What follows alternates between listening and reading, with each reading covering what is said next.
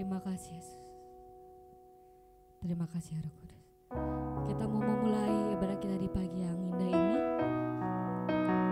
Mari kita menyatukan hati kita.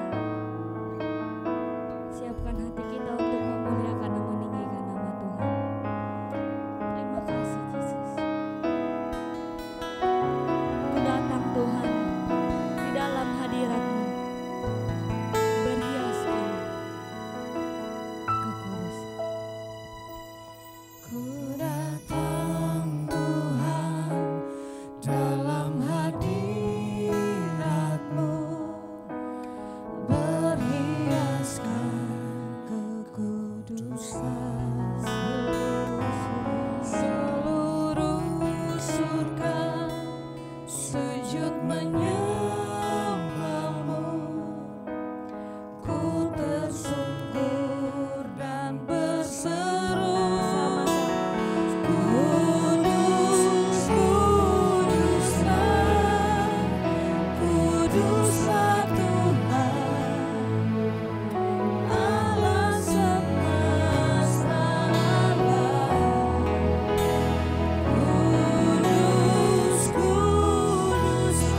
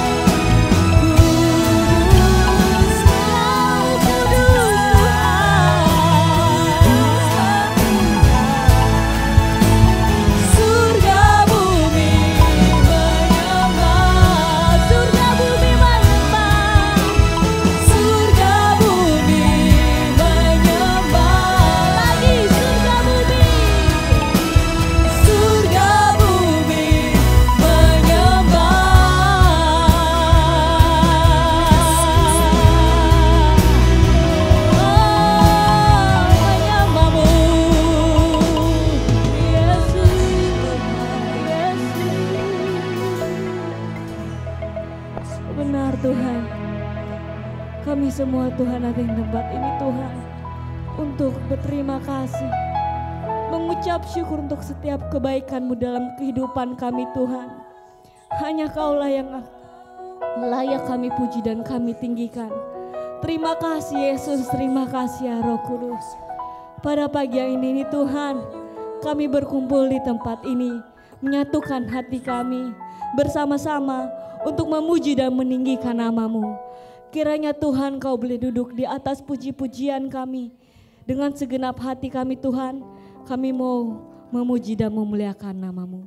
Terima kasih Yesus, terima kasih ya Roh Kudus. Bersama dengan doa ini Tuhan, kami mau memulai ibadah kami. Hanya di dalam nama-Mu Tuhan Yesus Kristus, kami berdoa dan mengucap syukur. Haleluya, haleluya. Amin. Amin. Haleluya.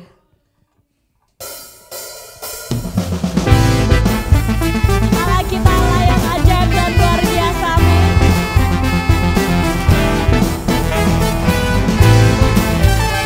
Dari manapun gunung-gunung, lembah-lembah, semua memuji nama Tuhan. Yang percaya dan nyanyikan. Dari utara ke selatan, Harapan tengah hujan bagi dari barat sampai ke timur. nama Yesus. Nama Yesus disanjung dari pulau-pulau, lembah-lembah, gunung-gunung yang tinggi. Kemuliaannya Kemuliaannya disaksikan, kebesarannya diceritakan. namanya siapa? Yesus, Yesus, nama Yesus. Nama Yesus disanjung dari pulau-pulau, lembah-lembah, gunung-gunung yang tinggi. Allahku dahsyat berkuasa, seluruh bumi sujud menyembah. Tinggikan nama-Mu. Allahku dahsyat berkuasa, seluruh bumi sujud menyembah. Tinggikan nama-Mu.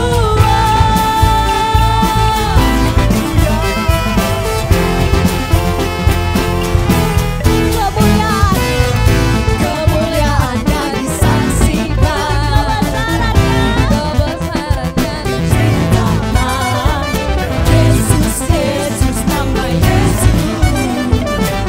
Nama Yesus disanjung dari pulau-pulau, lembah-lembah, gunung-gunung yang tinggi. Allahku dahsyat berkuasa, seluruh bumi sujud menyembah. Tinggikan nama-Mu. Allahku dahsyat berkuasa, seluruh bumi sujud menyembah. Tinggikan nama-Mu.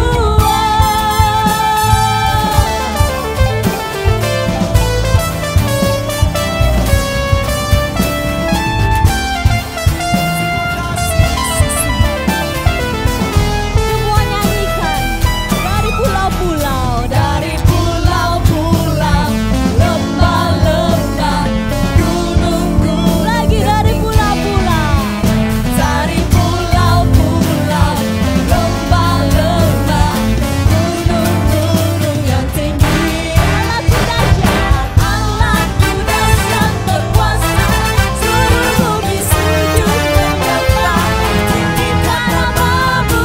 Allahku dahsyat berkuasa, seluruh bumi sujud menyembah. Tinggikan nama-Mu.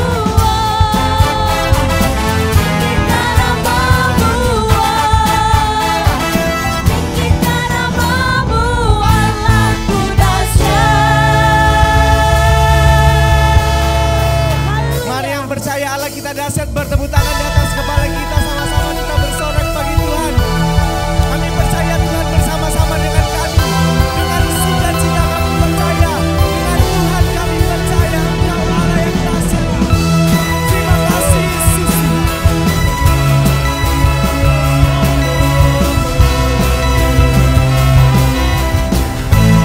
Musik kita sama-sama katakan.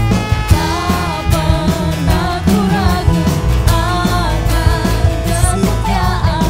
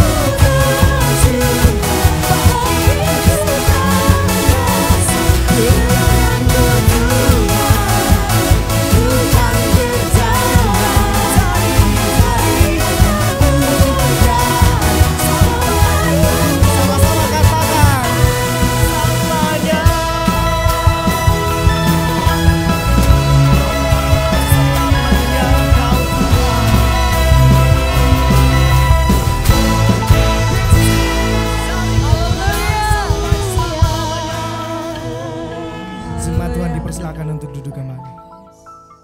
Haleluya, terima kasih Tuhan. Terima kasih Tuhan Yesus. Engkau sungguh baik Tuhan. Engkau sangat baik bagi kami. Terpujilah namamu Tuhan. Terpujilah Engkau Tuhan. Kami menyembahmu Tuhan.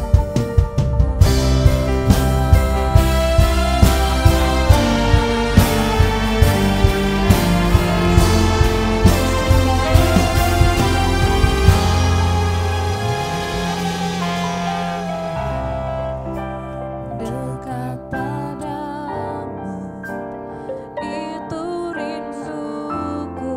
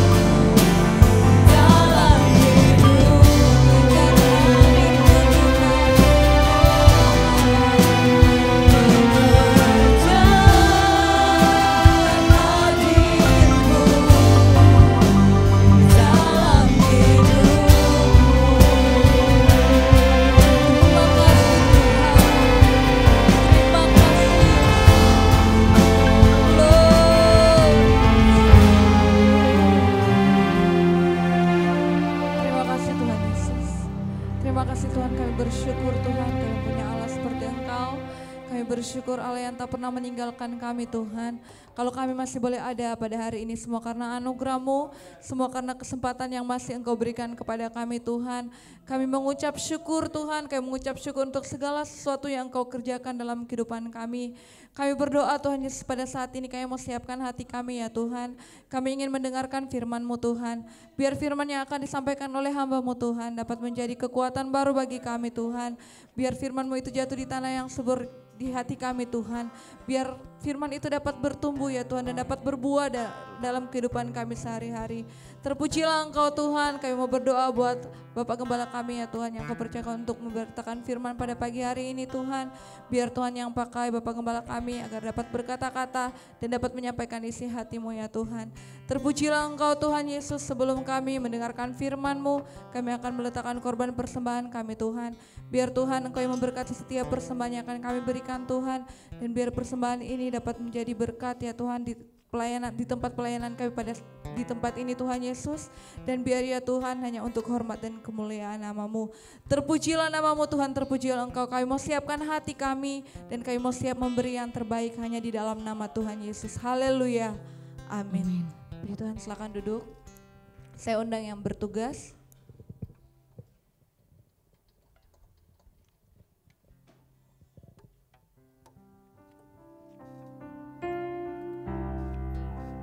Memandang wajah-Mu, mengikuti kebaikan-Mu, mengejar hadir-Mu dalam hidupku.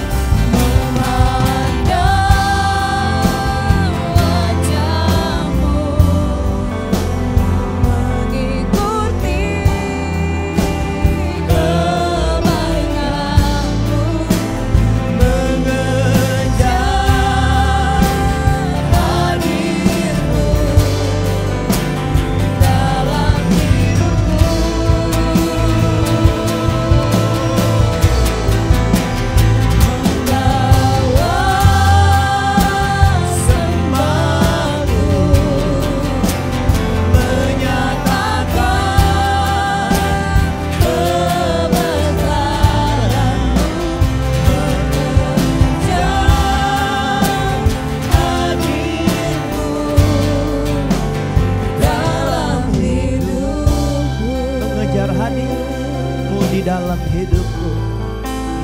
Mengejar hadirmu dalam hidupku. Beri pujian buat Allah kita yang besar. Para pelayan boleh ambil tempat. Sembari itu sebelum kita dengar khotbah, kita melihat tayangan singkat dari multimedia. Pujian buat Allah kita. Beberapa orang selalu mengikuti situasi keadaan. Keadaan berubah, dia berubah. Seperti angin barat datang, dia ke barat. Angin timur, dia ke timur. Orang Kristen harus punya patokan dan pendirian. Di berbagai suasana kehidupan, keadaan kehidupan kita tetap teguh berdiri di atas kebenaran Tuhan. Haleluya. Mari kita membuka firman Allah.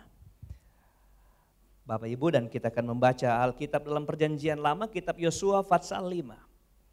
Itu anak muda, beberapa malam kemarin mereka nginap di sini dan mereka buat video ini semalam. Saya ditodong untuk menyampaikan apa yang saudara bilang tadi, dan katanya mari Om khotbah sesuai dengan apa yang ingin mereka pesankan hari ini buat kita semua, bahwa kita tidak harus berubah di situasi atau suasana yang berubah. Haleluya. Yosua 5 ayat 13, saya ingat dulu sekali ini pernah saya sampaikan, tapi kita lihat kembali cerita ini. Ayat 13 sampai ayat 15 bunyi firman Allah begini, ketika Yosua dekat Yeriko, ia melayangkan pandangnya. Dilihatnya seorang laki-laki berdiri di depannya dengan pedang terhunus di tangannya. Yosua mendekatinya dan bertanya kepadanya, kawankah engkau atau lawan? Ayat 14. Jawabnya, bukan, tetapi akulah panglima bala tentara Tuhan. Sekarang aku datang. Lalu sujudlah Yosua dengan mukanya ke tanah, menyembah dan berkata kepadanya, apakah yang akan dikatakan Tuanku kepada hambanya ini? Ayat 15 terakhir. Dan panglima bala tentara Tuhan itu berkata kepada Yosua, tanggalkanlah kasutmu dari kakimu. Sebab tempat engkau berdiri itu kudus. Dan Yosua berbuat demikian. Ini 3 ayat yang menceritakan tentang perjumpaan Yosua dengan seorang yang menyebut dirinya panglima bala tentara Tuhan. Ya, bukan tentara langit. Kalau tentara langit sunggokong, saudara ya. Bala tentara Tuhan. Nah, sebelum kita melihat, mengurai 3 ayat ini, saya mengajak saudara melihat dulu makna pasal 5, kitab Yosua. Pasal 5 ini adalah pasal yang menceritakan orang Israel itu ada di tapal batas negeri perjanjian, ya, negeri yang dijanjikan Tuhan kepada nenek moyang mereka. Kita lihat ayat 1 dulu, ayat 1. Begini bunyi firman Allah, ketika semua raja orang Amori di sebelah barat sungai Yordan dan semua raja orang Kanaan di tepi laut mendengar bahwa Tuhan telah mengeringkan air sungai Yordan di depan orang Israel. Jadi ada kejadian kemarin, Tuhan membuat sungai Yordan kering, Tuhan belah. Tuhan pernah belah Laut Merah kan, Laut Kulsum ya, Zaman Musa. Sekarang Tuhan belah sungai Yordan, saudara. Tuhan telah mengeringkan air sungai Yordan di depan orang Israel sampai mereka dapat menyeberang. Tawarlah hati mereka dan hilanglah semangat mereka menghadapi orang Israel. Ini membuktikan bahwa orang Israel sudah ada di seberang sungai Yordan. Kita runtut ke belakang saudara, kita ikuti ada janji-janji Tuhan kepada nenek moyang atau pendahulu Yosua yaitu Musa. Apa kata Tuhan kepada Musa? Musa, aku akan memberikan kepadamu negeri di seberang sungai Yordan. Apa itu? Negeri Kanaan. Nah, Alkitab kita baca, mereka sudah menyeberang sungai Yordan. Jadi Bapak Ibu yang diberkati Tuhan, saat Yosua jumpa dengan panglima tentara Tuhan ini, dia sudah ada di mana? Di seberang sungai Yordan. Di mana itu adalah tanah perjanjian, negeri perjanjian yang Alkitab bilang itu negeri yang kaya. Negeri yang limpah susu, limpah madu, saudara. Orang yang tinggal di sana tidak akan kekurangan dan negeri itu akan dikaruniakan kesejahteraan di dalamnya. Haleluya, puji Tuhan. Setelah mereka 40 tahun melintas di tanah perjanjian. Mari kita lihat ayat 13. Jadi negeri itu negeri apa? Negeri perjanjian, negeri yang kaya, negeri yang limpah susu dan madu, negeri yang dijanjikan kedamaian, kesejahteraan di dalamnya. Ketika Yosua dekat Yeriko, ia melayangkan pandangnya, dilihatnya seorang laki-laki. Kalau ayat ini kita baca sekilas, ini hanya punya pengertian Yosua melihat Yeriko dan juga melihat seorang laki-laki di sana. Tapi ada satu terjemahan Alkitab bahasa Indonesia, firman Allah yang hidup. Kita baca, saya baca ayat 13 dari Alkitab, firman Allah yang hidup bunyi begini. Pada waktu, saudara cocokkan dengan ayat 13, ini ayat 13. Pada waktu Yosua mengawasi kota Yeriko. Jadi Yosua itu bukan hanya memandang sekilas pandang, memandang selayang pandang. Tapi Yosua itu dikatakan Alkitab adalah apa? Mengawasi kota itu. Terus, mengawasi kota Yeriko untuk mengira-ngira kekuatannya. Jadi Yosua ini bukan sekedar melihat sekilas melihat, tapi pandangan ini punya makna ketika Alkitab berkata dia mengawasi, dia mengira-ngira kekuatannya. Dia sedang berkalkulasi dengan Yeriko karena ternyata Yeriko itu merupakan persoalan bagi Yosua. Benar? Gitu. Jadi ayat 13 berkata ketika Yosua dekat Yeriko, ia melayangkan pandangnya, yang dilihat itu Yeriko dengan pertimbangan akal pikirnya, negeri ini harus saya taklukkan. Negeri ini saya mau lihat dulu kekuatannya seperti apa. Wow, sampai di sini tadi saya bilang waktu mereka ada di padang gurun, waktu mereka Tuhan panggil keluar orang Israel, Tuhan bilang negeri di seberang sungai Yordan adalah negeri yang limpah susu, limpah madu. Tapi yang mereka dapati adalah Yeriko. Yang menurut kalimat ini saya tangkap ada Yeriko adalah persoalan. Yeriko adalah masalah. Yeriko adalah musuh. Yeriko adalah tantangan. Mana janji Tuhan negeri seberang sungai Yordan, negeri penuh berkat, tapi ternyata penuh tantangan. Mana yang Tuhan bilang janji kedamaian, kesejahteraan, tapi ternyata persoalan. Saudara-saudara yang diberkati Tuhan pagi ini, ada banyak kali kita di posisi ini bukan? Engkau dengar khotbah yang enak. Khotbah yang menjanjikan kalau engkau ikut Tuhan engkau tidak akan pernah miskin. Engkau ikut Tuhan engkau akan jadi kaya. Ikut Tuhan, Tuhan selalu pasti tolong. Tapi ternyata Bapak Ibu yang berkati Tuhan engkau punya persoalan. Dua Kamis kemarin kita ada ibadah tengah minggu saudara. Setiap minggu, setiap Kamis ibadah Jumat bertambah saudara. Jumat bertambah sekali saudara ya. Ini kurang kau lihat Kamis kemarin saudara yang hari ini. Pagi tadi banyak. Dulu orang daftar pagi karena pagi katanya orang kurang datang. Sekarang pagi lebih banyak dari siang. Ada seorang ibu bersaksi di sini saudara. Dia bersaksi apa di sini? Bapak-bapak, ibu-ibu 2 hari yang lalu anak saya baru keluar rumah sakit. Itu pun 1 minggu sebelum masuk rumah sakit dia sudah kami bawa dan keluar rumah sakit. Jadi seminggu setelah keluar rumah sakit, masuk rumah sakit. Dan saya mau saksikan sekarang ini sudah keluar. Anda tahu besok habis dia bersaksi, besoknya anaknya masuk rumah sakit lagi saudara. Gimana itu saudara ya? Jadi kemudian kami datang, kami telepon. Saudara, saya ditelepon, kami datang ke sana.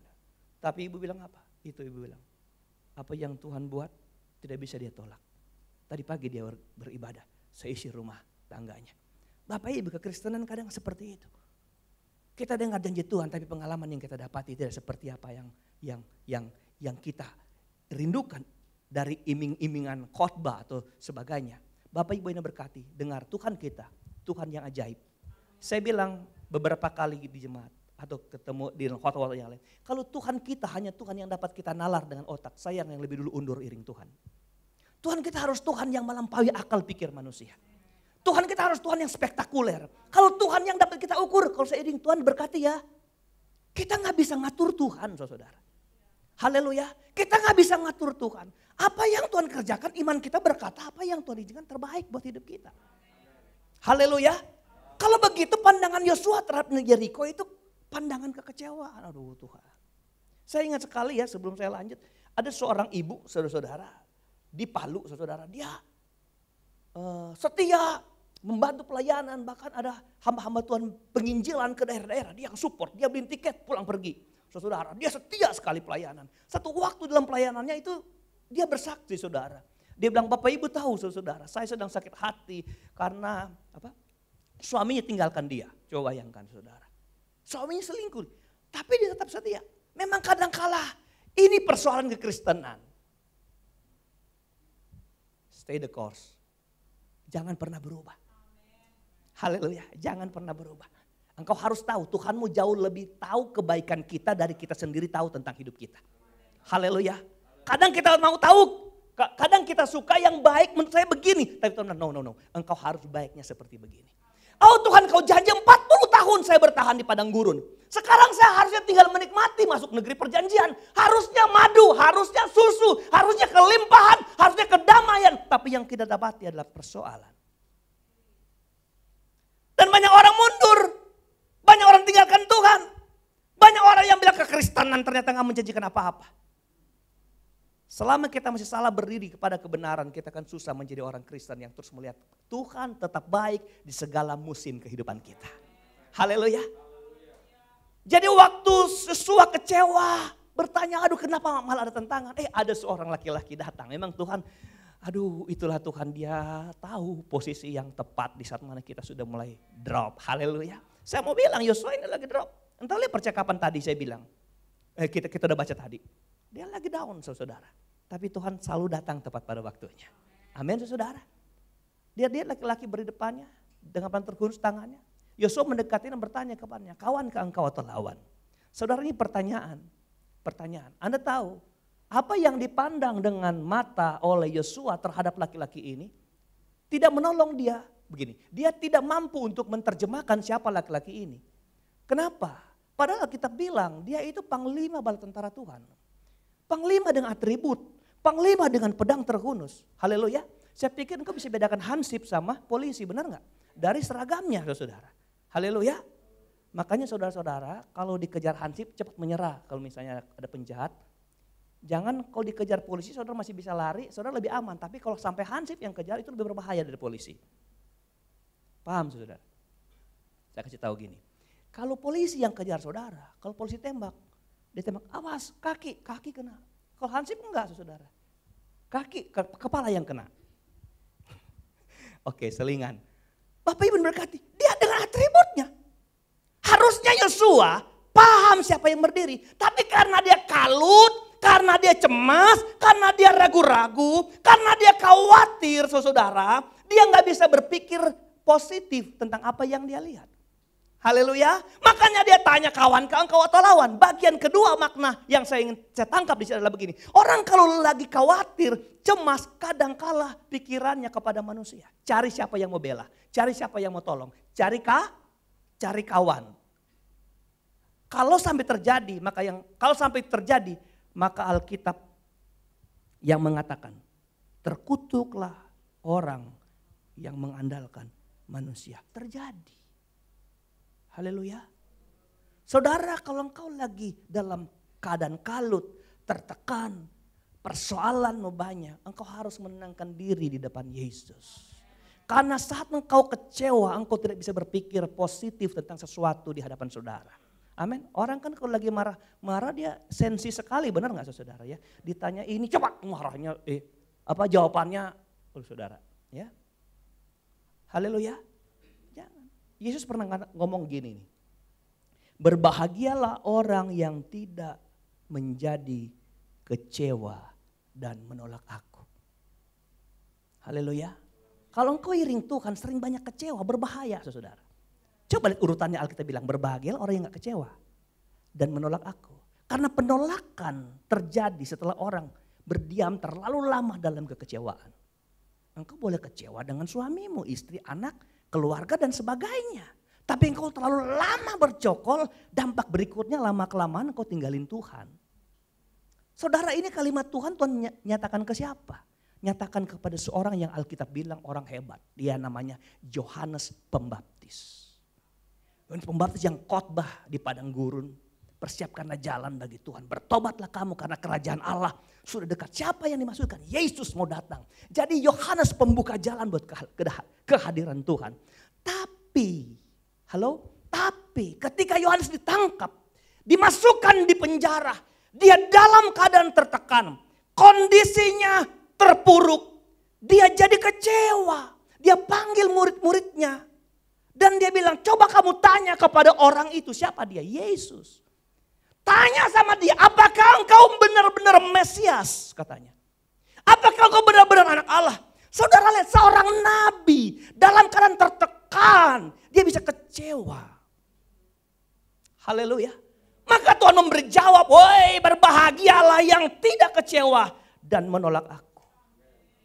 Haleluya. Saudara, kita hidup di peluang-peluang kecewa yang banyak kiri kanan saudara. Tapi ini kita mau dengar firman Allah. Kita harus tetap tidak pernah berubah. Suasana, kondisi, era boleh jadi era baru. Tapi kebenaran Tuhan tidak akan pernah berubah, beranjak dari hidup kita.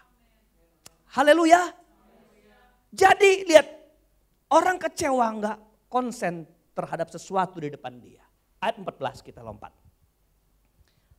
Lalu jawabnya begini, bukan. Bukan ini mewakili dua pertanyaan, lawan atau kawan gitu. Panglima ini berkata bukan, bukan, tetapi akulah panglima bala tentara Tuhan. Yang lebih panglima ini, orang laki-laki ini tekankan kepada Yosua adalah engkau harus mengenal saya. Persoalan saya engkau anggap lawan atau kawan nomor 2. Tapi engkau harus mengenal saya lebih dulu. Aku panglima bala tentara Tuhan. Haleluya. Amin saudara, bukankah kita kemudian berubah sikap ketika kita paham siapa di depan kita, benar? Saudara, ada orang kebetulan ketemu sama kita biasa saja, oh ini loh. Jenderal ini, jenderal ternyata, ya kan? Kalau tadi kan kita pikir dia ya security biasa, saudara. Ada kepala keamanan se-DKI Jakarta, dia suka kontrol dan datang ke sini. Kebetulan dia sedaerah sama kita dari Manado, saudara. Marganya Kaparang, saudara. Nah itu saya bilang tadi pagi, saya itu nggak tahu tuh pangkat-pangkat jabatan, saudara. Pangkat-pangkat di ketentaraan, kepolisian. Saya belum hafal, Pak. Nanti saya minta tolong Pak Jaksa kasih hafal sama saya supaya saya, dia udah bintang-bintang, saya nggak ngerti apa bintang kejora tuh. Datang ketemu saudara. Dulu, pernah ketemu saya. Oh iya Bapak, saya lihat Bapak di situ, Bapak lewat aja. Ya saya kagak ngerti dulu Bapak jenderal.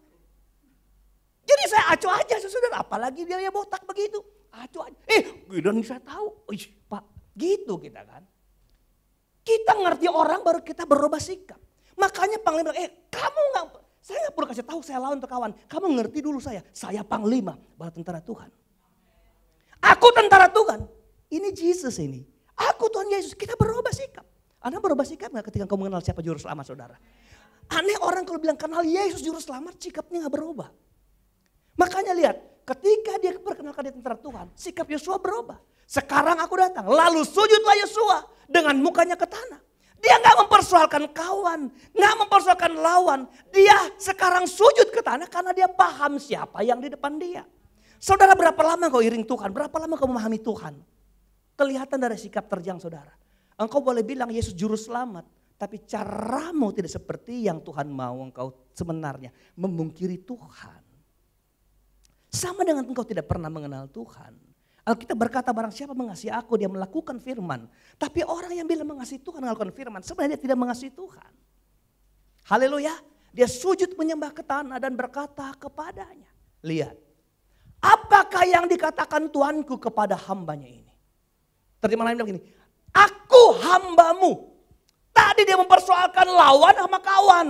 Ketika dia paham siapa berdiri di depan dia, dia menempatkan diri sebagai hamba yang paling rendah. Menempatkan diri untuk diatur dan diperintah sama panglima. Haleluya. Ini kekristenan saudara. Engkau akan luput dari menghadapi persoalan. Engkau akan bijak melihat persoalan dengan benar. Kalau engkau paham siapa hidup kita.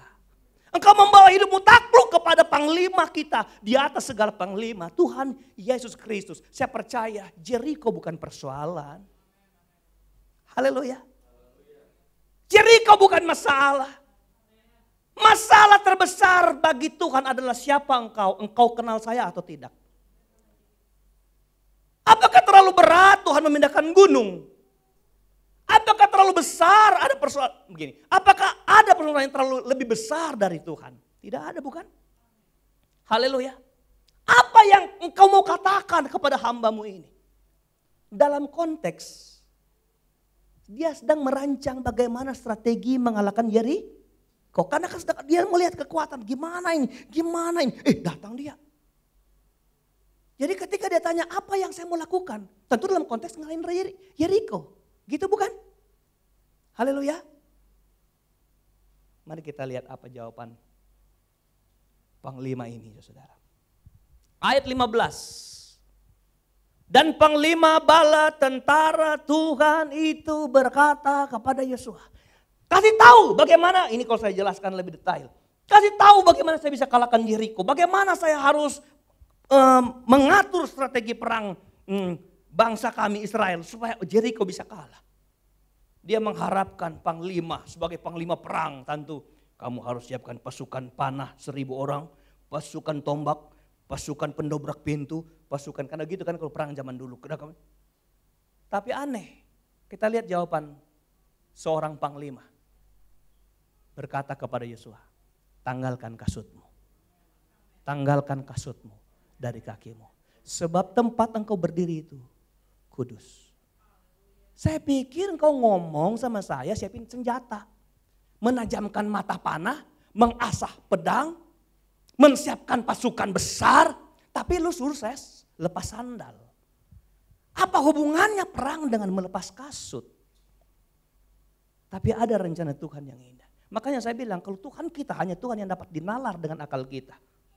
Saya bilang saya lebih dulu urung tinggalkan Tuhan. Tapi Tuhan itu Tuhan yang gak bisa dinalar dengan otak kita. Yang kita harapkan mortir, yang kita harapkan senjata berat, yang Tuhan harapkan lepasin sandal. Aneh Tuhan. Tapi aku hambamu, aku takluk. Makanya aku berkata, dan Yosua berbuat demikian. Lepas sandalmu, dan Yosua buat demikian. Ini kan perkataan yang sama. Tuhan bilang sama Musa, benar? Waktu Musa sedang mengembalakan kambing domba Jitro mertuanya. Di padang. Lalu Tuhan datang dalam semak belukar yang terbakar. Yang keluar api tapi semaknya tidak terbakar. Ketika Musa lihat, kok ada semak terbakar tapi dia gak hangus-hangus. Dia aneh datang dekat. Ada suara dari itu. Musa, Musa. Tanggalkan kasutmu sebab tempat yang kau pijak adalah kudus. Saudara, apa yang kamu garis bawahi dari kalimat tanggalkan kasutmu sebab tempat yang kau pijak kudus? Ini bukan persoalan tempat yang kau pijak jadi kudus. Ini persoalan kaki kita, saudara. Halo? Amin? Tuhan suruh Musa tanggalkan kasut. Dalam penggalian Alkitab, karena Musa lari dari istana kan, dia kan anak Firaun ya, dia kan anak Firaun. Mendapat pendidikan politik yang hebat karena Mesir zaman itu. Coba bayangkan, Mesir zaman Alkitab sudah menjadi negara atau negeri kerajaan yang modern. Ada Sphinx, piramid dan sebagainya, tatanan kenegaraan, politik dan sebagainya. Sangat maju, Musa berdiri di situ. Nah ketika Musa lari ke Midian, saudara, dia memakai atribut Mesir. Salah satu di mana adalah sendal, itu tafsiran. Haleluya, itu tafsir. Makanya Musa itu Tuhan bilang, Musa tanggalkan kasut. Karena Tuhan nggak mau berpersoalan dengan Mesir. Kalau Yosua, apa alasannya? Yosua kenapa disuruh lepaskan sandal? Saya ajak saudara membaca satu ayat. Kenapa Yosua disuruh lepaskan sandal? Ulangan pasal 25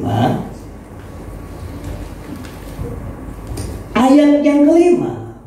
Kenapa kasut Yosua harus ditanggalkan? Ini ayat penunjangnya. Lihat, saya baca pelan-pelan. Yosua 29 ayat 5, 29 ayat 5, 29 ayat 5. 5. Oke. 40 tahun lamanya aku, Tuhan, memimpin kamu, siapa? Bangsa Israel, berjalan melalui apa? Padang gurun selama apa? 40 tahun. Terus pakaianmu tidak menjadi rusak di tubuhmu dan kasutmu tidak menjadi apa? Rusak di kakimu. Saya sedang cari tahu di Google ini merek apa sendal Yosua, saudara. Yang 40 tahun gak bakal rusak, nggak pernah rusak. Amin, amin. Haleluya. Haleluya. Saudara punya sendal selama 40 tahun yang nggak rusak-rusak? Coba lihat. Yosua pakai sendal yang nggak pernah rusak 40 tahun. Saya jelaskan. Orang Israel yang keluar dari tanah Mesir, yang masuk Kanaan cuma 2 orang. Yosua sama Kaleb. Tapi yang masuk itu banyak orang. Tapi yang dihitung yang keluar, lalu sampai bisa masuk itu 2 orang, Yosua sama Kaleb. Yang orang lain yang ikut masuk adalah generasi yang lahir di padang gurun. Lalu mereka bisa masuk. Nah, berarti kalau Yosua adalah generasi pertama yang sejak keluar dari Mesir sampai dia masuk, dia pakai kasut yang dari Mesir. Halo? Paham? Haleluya. Ngerti? Kenapa Tuhan suruh Joshua tanggalkan kasutmu? Itu kasut Mesir. Kalau ini gambaran kekristenan sekarang, kita udah tahu kan Mesir bicara tentang apa? Dunia. Kekristenan, saudara, yang paling Allah mau berperkara dengan pribadi kita. Sebelum Allah berperkara dengan persoalan saudara, dengan Jericho saudara, dengan masalah saudara, Tuhan mau berberes dengan kita. Itu kekristenan. Makanya orang Kristen bukan cepat-cepat ingin jadi kaya. Kalau saya setia, saya mau jadi kaya. No, tunggu dulu. Saya mau berurusan dengan pribadi kamu dulu. Kalau masih melekat Mesir di hidupmu, itu yang saya mau bereskan dengan engkau. Haleluya. Ini yang aku mau bereskan. Saudara, ada banyak sekali orang Kristen yang di bawah Tuhan mengenal Yesus, tapi dalam perjalanan 40 tahun masih tebeng. Perkara-perkara Mesir di hidup. Tuhan bilang, enggak, kalau kau mau diberkati ke negeri perjanjian, kalau gua mau bawa masuk, gua mau berurusan dengan hidup saudara. Apa? Segala Mesir kita harus buang. Apa itu Mesir? Budaya lama, kehidupan lama, kecongkakan, kesombongan, gaya hidup lama, sepak terjang yang lama, gaya-gaya lama, mulut yang lama, pikiran-pikiran yang lama. Tuhan mau baharui. Karena saya bilang persoalan kudus bukan persoalan tempat, persoalan di mana kau berdiri. Berdiri di kakimu, di mana engkau ada alas pijaknya. Kalau masih ada pengaruh dunia, Tuhan nggak mau. Jadi terbaik.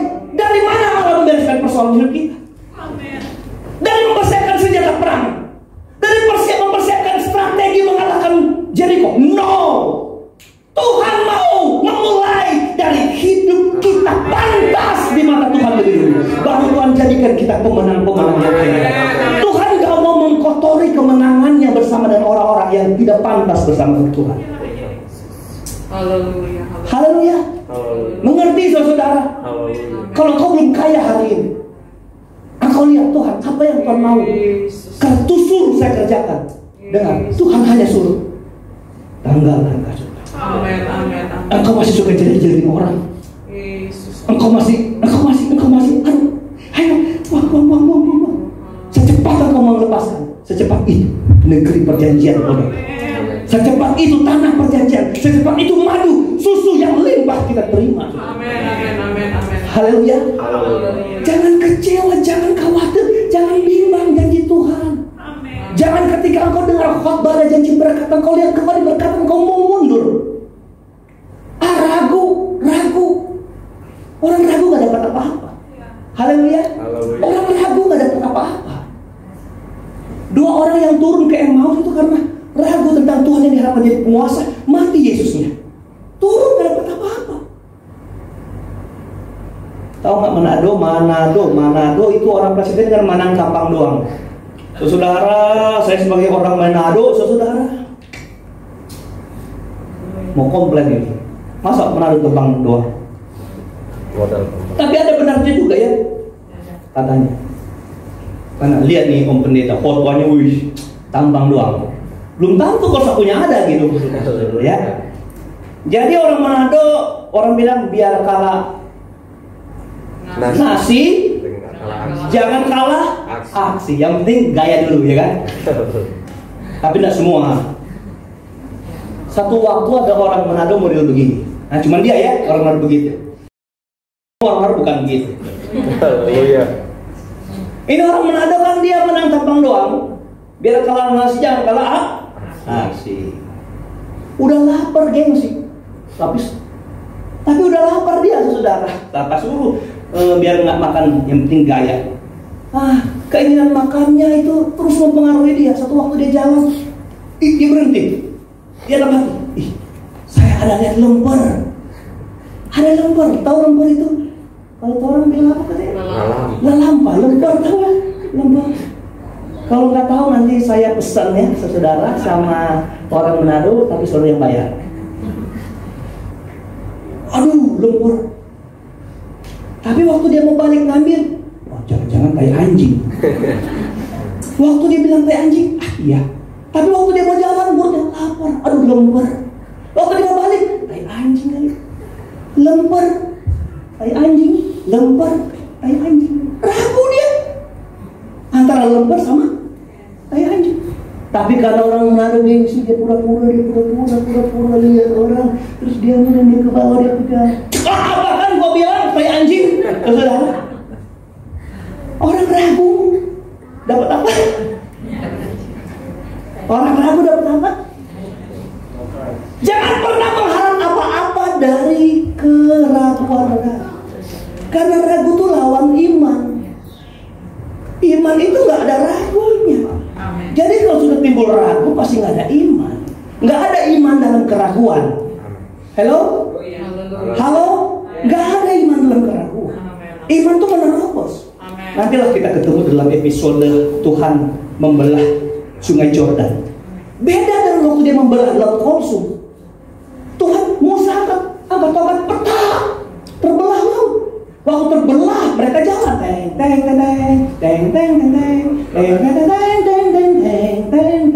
seberang.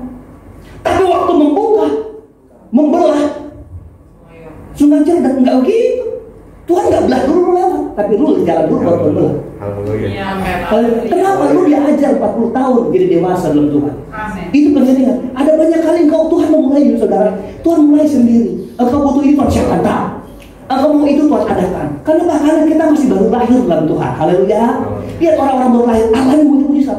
Ketika jadi Kristen, luar biasa Tuhan bela. Luar biasa Tuhan bela ya. Kita di sini belasan orang, hampir 20 kali yang Muslim jadi Kristen ya. Kamis kemarin bersaksi Tuhan bela. Tuhan bela. Tapi ketika Tuhan sudah dewasakan kita, persoalan mujizat dimulai dari diri kita. Haleluya. Lu udah dengar firman, kerjakan dulu mujizat terjadi. Haleluya. Apa? Persoalan kemenangan tergantung kepada hidup kita yang pantas dengan Tuhan. Engkau lalu apa Yosua melakukannya. Haleluya. Baru apa yang terjadi? Kemenangan. Yosua pasal 6. Yosua pasal 6.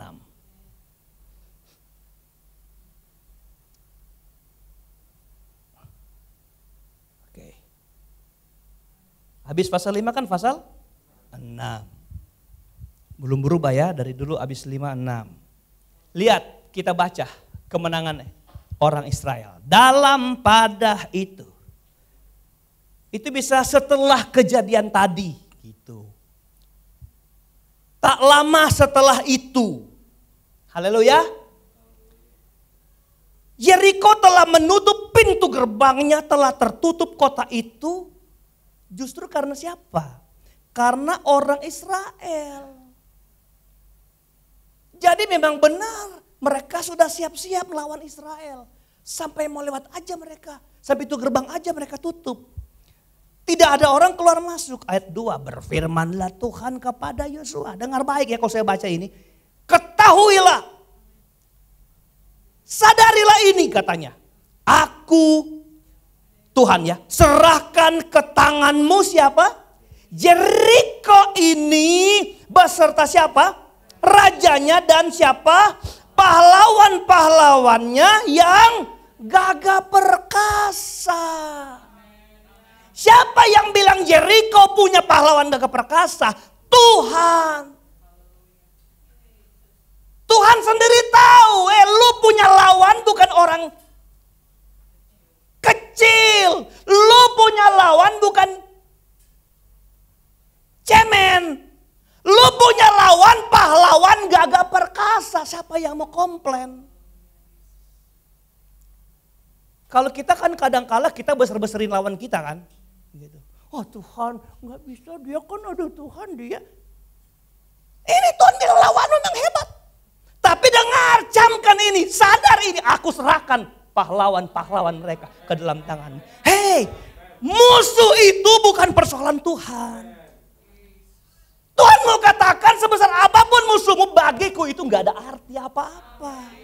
Yang menjadi persoalan, lu udah lepas sandal enggak? Itu. Hei, itu saudara. Tuhan mau kita diberkati. Tapi kita harus raih berkat bersama dengan melepas sendal. Apakah ada orang dunia bisa jadi kaya? Bisa. Karena iblis bisa bikin kaya orang. Jangan iblis, gak usah terlalu jauh, ntar iblis tersinggung saudara. Saya kasih tahu, kerajinanmu bisa menjadikan kau kaya. Udah rumus kok dunia, orang rajin pasti pangkal kaya. Tapi dalam kekristenan kau harus dibalut dengan Kristus untuk jadi kaya. Haleluya. Karena kita bilang berkat Tuhan yang bikin kaya. Bukan suara lelah, bahkan jerih payah. Enggak. Karena kalau Tuhan kasih berkat Tuhan di dalamnya gak ada kesusahan. Makanya saya bilang kan beberapa hari yang lalu. Ada orang tidur di duit. Rumah di mana-mana. Mobil tinggal pilih. Tapi kemarin bilang sama saya. Tuhan angkat saja nyawaku. Hei, lalu di mana kekayaannya bisa nolong dia? Karena kalau kita numpuk di luar Tuhan, gak nolong kita di hari esok. Tapi kalau kau serahkan semua kepada Tuhan, Tuhan tolong kita. Haleluya. Tuhan mau berurusan dengan kita dulu, baru Tuhan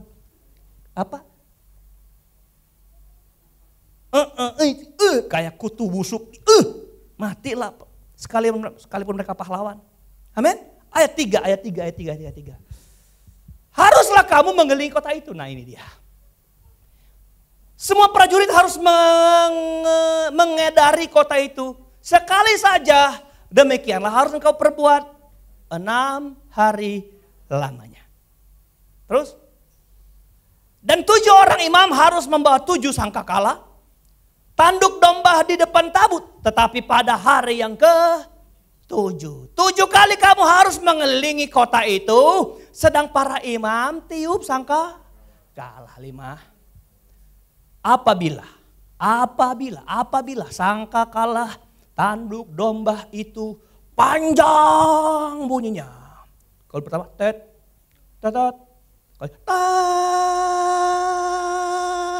Nah itu beda. Haleluya. Beda.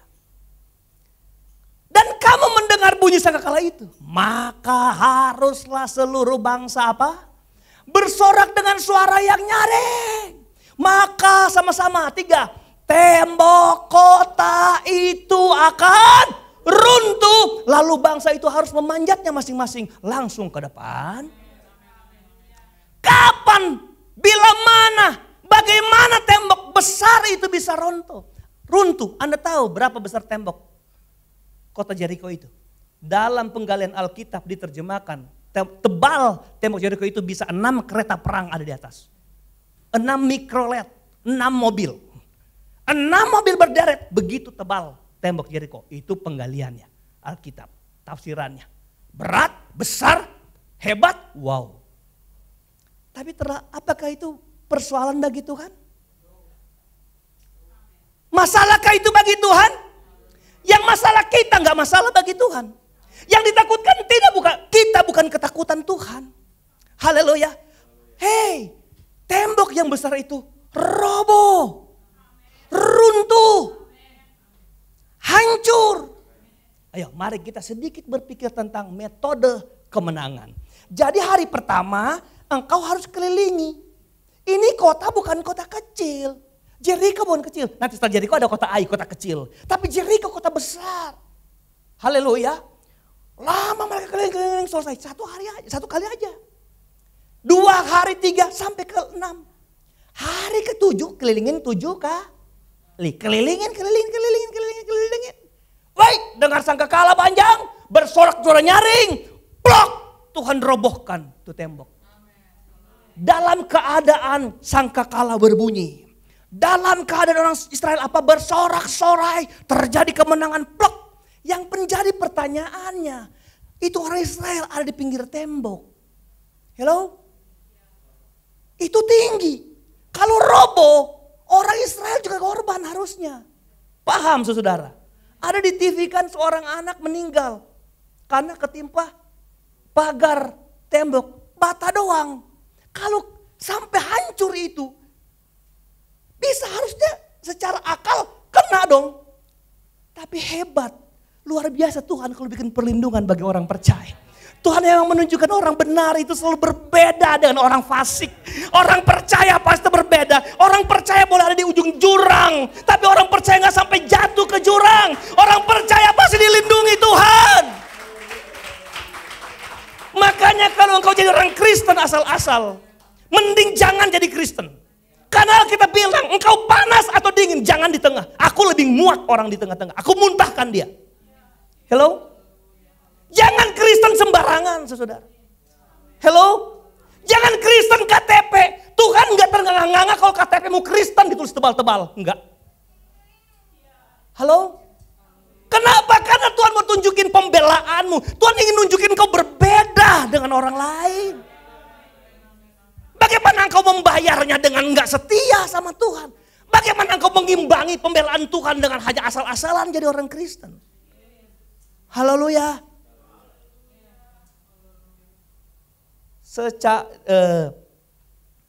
Dunia arkeolog menemukan puing-puing tembok Yeriko. Saya baca, dunia arkeolog menemukan puing-puing tembok Yeriko. Sebab puing-puing besar tembok Yeriko ditemukan dalam keadaan tertelungkup. Kalau dia bulat begini, dia tertelungkup begini ke tanah. Dia bukan terlentang begini, tapi dia tertelungkup. Artinya apa? Ada sebuah tekanan dari luar ke dalam yang membuat dia tertelungkup ke dalam. Tapi secara logika untuk menghancurkan, ya saya itu tukang saudara ya. Kalau saya pecahin tembok saya tahu saya mau ketok di mana. Anda nggak percaya saya tukang ya, jasnya begini saudara ya. Tapi sebagian besar nih tangga saya robah jadi meja lagi jadi kantor saudara di bawah itu tuh saya kerjain saudara. Saya dapat berkat kemarin saya bikin saudara. Saya pasang keramik, jadi saya kalau pecahin tembok tahu ketok di mana biar gampang itu cepat roboh. Kalau cuma sembarang ketok habis tenaga. Nah kalau dia bulat, itu kalau mau hancur ditarik keluar, gampang. Haleluya. Tapi kalau ditekan ke dalam malah nahan dia, benar nggak? Saudara nanti, ayam saya udah bertelur, udah menetas. Kalau belum saya mau eksperimen, ambil telurnya taruh sini. Lu pecahin pakai tangan, ditekan gak bakal pecah. Biar orang kuat. Kenapa? Karena cangkangnya kan saling menopang dia kerak gitu. Tapi kalau ditarik, ketuk dikit pecah. Anda tahu Tuhan mengerjakan yang lebih mujizat dari yang dunia kerjakan. Dia tekan, hancur saudara. Amin. Lalu orang Israel memanjat masuk ke dalam. Mereka merampas kekayaan yang besar dari orang-orang Yeriko. Bukankah kemenangan selalu Tuhan sertai dengan berkat? Halo? Bukan kalau Tuhan tunjukin kemenangan selalu di dalamnya ada berkat? Coba kalau Yosua sudah ngambek saat melihat Yeriko. Aduh besar, aduh banyak tentara, aduh besar, aduh pahlawan gak perkasa. Mundur aja, lu kagak dapat berkat. Makanya stay the course. Jangan pernah berubah. Pandemik boleh merubah segala sesuatu. Apakah di sini salah satu korban pandemik engkau dikeluarkan dari usahamu, dari sebagai karyawan, usahamu tutup dan sebagainya? Apakah beberapa di antara saudara tertular? Saudara dengar baik. Ada era baru pandemik sedang kerjakan, tapi pandemik nggak boleh merubah kekristenan. Haleluya. Ketika banyak gereja tutup dan mereka mengeluh, kami mau bayar ini, kami mau sewa ini. Saya bilang gini sama istri saya, tahu nggak pandemik inilah tahun kita tuai jiwa-jiwa buat kemuliaan nama Tuhan. Haleluya. Apa yang mau berubah, dunia boleh berubah, kekristenan tidak boleh berubah. Terakhir, syaratnya cuma satu. Kalau engkau mau kuat, tidak pernah terombang-ambing, engkau harus hidup sesuai firman Allah. Apa yang saya bilang tadi, di khotbah itu. Apa Bapak Ibu? Dengar. Seperti seorang yang membangun rumah di atas batu karang. Haleluya. Kapan Tuhan ngomong itu? Untuk menjelaskan apa itu? Tuhan bilang gini. Orang yang mendengar firman dan melakukannya, dia adalah seperti seorang yang membangun rumah di atas batu karang. Yang waktu hujan turun, angin datang, banjir melanda rumah itu. Atas tengah bawah dihajar, rumah itu tetap kokoh. Stay the course. Gak pernah berubah. Orang yang dengar firman tidak melakukannya, dia sama dengan orang yang bangun rumah di atas pasir. Hujan turun, angin datang, banjir datang, hilang dia. Alkitab berkata, dan sangat hebatlah kerusakannya. Saudara mau jadi orang Kristen yang sebentar diperbaiki karena seringkali rusak. Persoalannya ada di sini. Engkau mau jadi Kristen sejati tidak? Karena dengar ya, masalah persoalan saudara itu dimulai dari hidupmu. Lepaskan kasutmu. Bersihkan hidupmu. Engkau bukan Kristen kemarin, ayo mulai dari sini. Saudara, saya mau kasih tahu, tidak pernah ada orang sungguh-sungguh yang kemudian hidupnya berantakan. Nggak ada orang yang serius dengan Tuhan lalu hidupnya berantakan, nggak ada. Yang saya tahu orang setia sama Tuhan disiapkan pahala berkat dunia akhirat yang hebat dari Tuhan. Tundukkan kepala.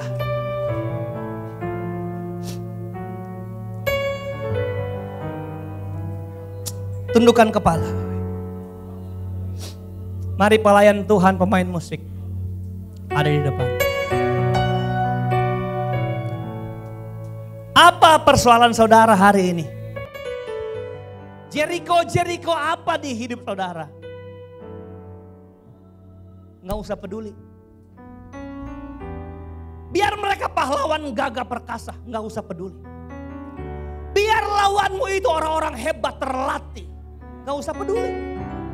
Bahkan Tuhan sendiri yang bilang musuhmu bukan orang sembarangan. Musuhmu bukan orang cemen, bukan. Nggak usah peduli. Karena engkau dengar rahasia hari ini. Karena Tuhan ingin memulai dari dirimu. Tuhan ingin engkau melepaskan kasut. Baru kemudian masalahmu akan engkau menangkan. Tidak ada masalah. Kalau Anda tidak melepaskan kasut, itu aja sudah masalah.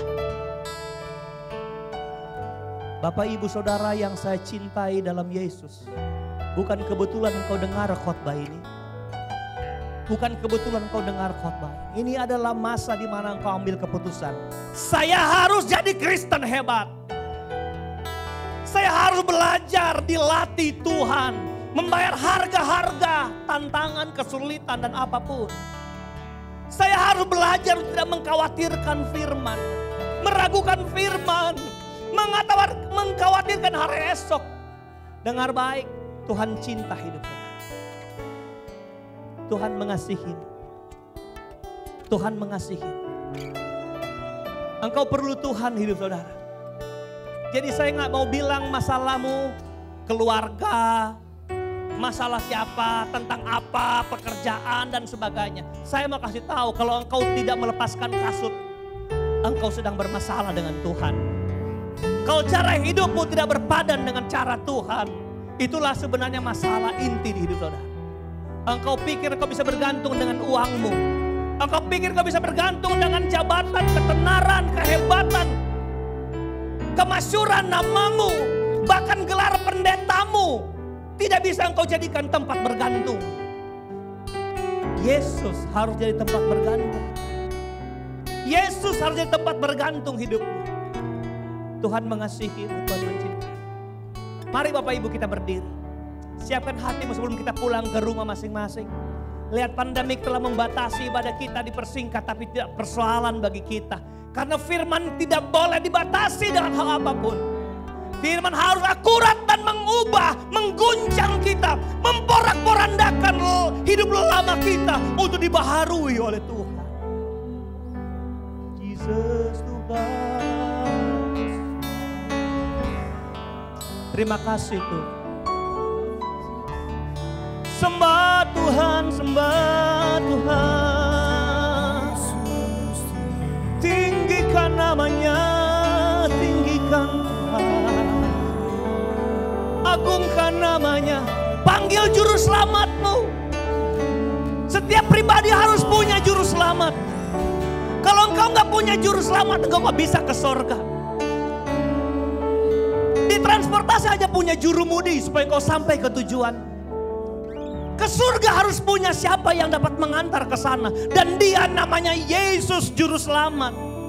Maukah engkau komitmen dengan dia hari ini untuk hidup lebih baik dari hari kemarin di hidup saudara?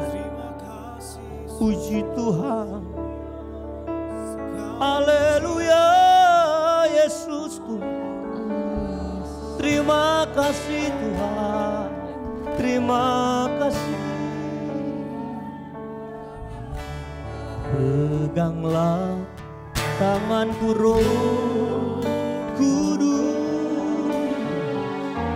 setiap hari. Ku tak dapat jalan sendiri tanpa Roh-Mu.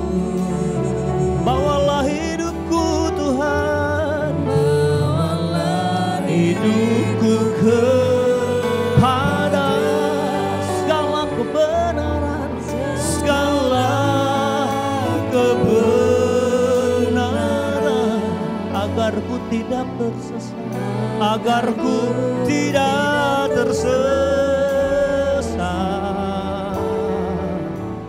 mengikuti jalan-Mu. Peganglah tanganku Roh Kudus, peganglah tanganku Roh. Kita perlu Yesus, perlu Tuhan, karena hanya Dia yang bisa menolong hidup kita. Tantangan persoalan yang berat besar seperti Yeriko, hanya Tuhan yang bisa memberkati, menolong kita. Tanpa Roh Tuhan kita tidak bisa berbuat apa-apa. Yesus Tuhan, oh bawalah diriku kepada segala kebenaran, segala, bawa hidup kami kepada firman-Mu, kepada kebenaran. Kalau hari-hari kemarin kami orang Kristen, KTP, Kristen untuk nama doang, tapi hari ini kami mau jadi Kristen sejati, membawa hidup kami kepada Kristus, kepada Yesus. Bawalah hidupku kepada, bawalah hidupku kepada segala kebenaran, segala kebenaran,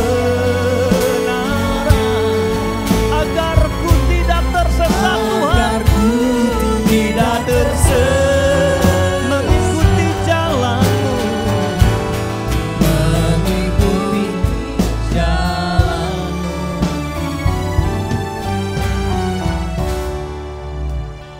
Tuhan mengasihimu, Tuhan mencintai. Apapun persoalanmu, bagi Dia tidak ada perkara yang terlalu besar. Mungkin ada di antara kita yang perlu dukungan doa secara pribadi. Saya nyanyikan sekali lagi lagu ini bersama. Kalau engkau memerlukan bantuan doa secara khusus, atau yang mau didoakan mengembalikan milik Tuhan, datanglah dengan iman. Sembari kita nyanyikan terus lagu ini. Peganglah tanganku Roh Kudus.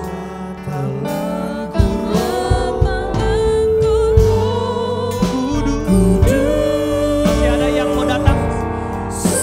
Masih ada yang mau bawa hidup ini, hidupku Tuhan. Ini hidup yang perlu diubahkan Tuhan. Ini saya Tuhan, saya mau jauh hidup lebih baik. Tuhan tolong kami, Tuhan berkati, Tuhan lingkupi. Oh,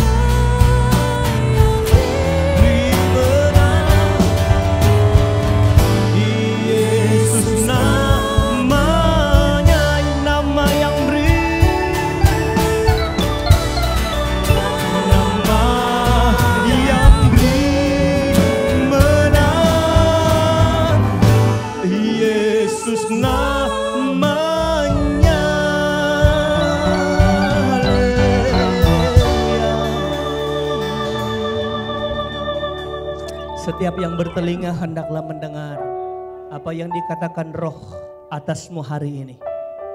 Apa yang dikumandangkan dalam kebenaran firman ini adalah dari Tuhan. Ketika ini sampai ke hatimu dan menjadi sesuatu yang terbaik. Di kedalaman hatimu yang baik, engkau akan diubah Tuhan. Firman gak pernah keliru, gak pernah salah. Bahkan firman sangat berkuasa mengubah seseorang. Menjadi lebih baik, menjadi seperti yang Tuhan mau. Tuhan tolong kami semua. Tuhan berkati kami semua, siapapun kami yang ada di sini. Hamba berdoa buat yang paling kecil, yang paling muda di sini. Sampai kepada kami yang sudah yang usia.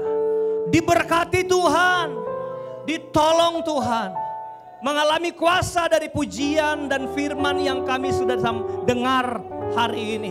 Kami akan pulang bawa berkat dari rahasia ibadah kami hari ini. Siapapun kami tidak pernah datang dengan kebetulan. Tuhan tolong kami. Bapa hamba berdoa, jemaat Tuhan yang sakit sembuhkan, lemah Tuhan beri kuat. Ada yang sedang persoalan kerja dan sebagainya. Tuhan, tidak ada yang terlalu berat bagimu. Engkau akan tolong mereka semua, bereskan semua. Rencana-rencana ke depan, hari esok, setiap pribadi bahkan keluarga. Tuhan di sana mendatangkan kebajikan untuk mereka Tuhan. Terima kasih Bapak di sorga, jemaat Tuhan yang tidak sempat ibadah di jam pertama dan sesi kedua ini Tuhan. Engkau ulurkan tanganmu lawat mereka dengan cinta kasih-Mu. Kumpulkan kami di hari yang akan datang beribadah bersama-sama. Memuliakan, mengagungkan akan nama-Mu. Terima kasih Bapak di sorga, inilah doa, ucapan syukur kami yang sudah memberkati kami. Di sesi kedua ibadah GPD Obaja hari ini. Terpujilah Engkau kekal selama-lamanya. Langkah pulang jemaat Tuhan kami serahkan dalam tangan Tuhan. Jauh dekat jalan kaki berkendaraan Tuhan sama menolong tibakan dengan selamat. Akhirnya angkatlah hati dan tanganmu di hadapan Tuhan.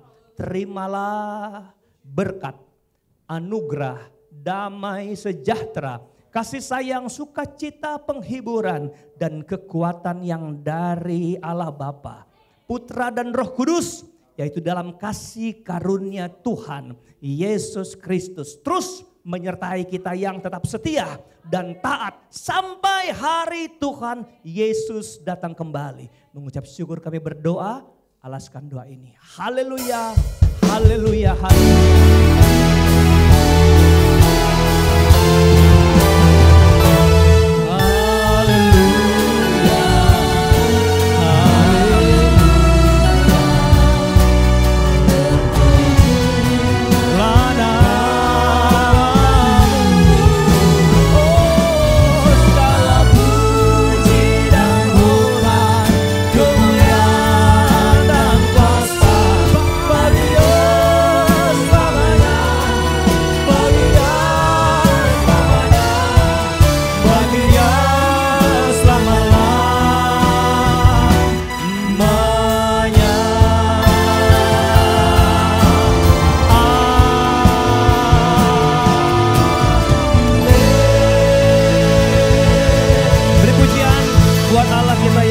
Selamat siang, Tuhan memberkati. Sampai ketemu di ibadah yang akan datang. Tuhan Yesus memberkati.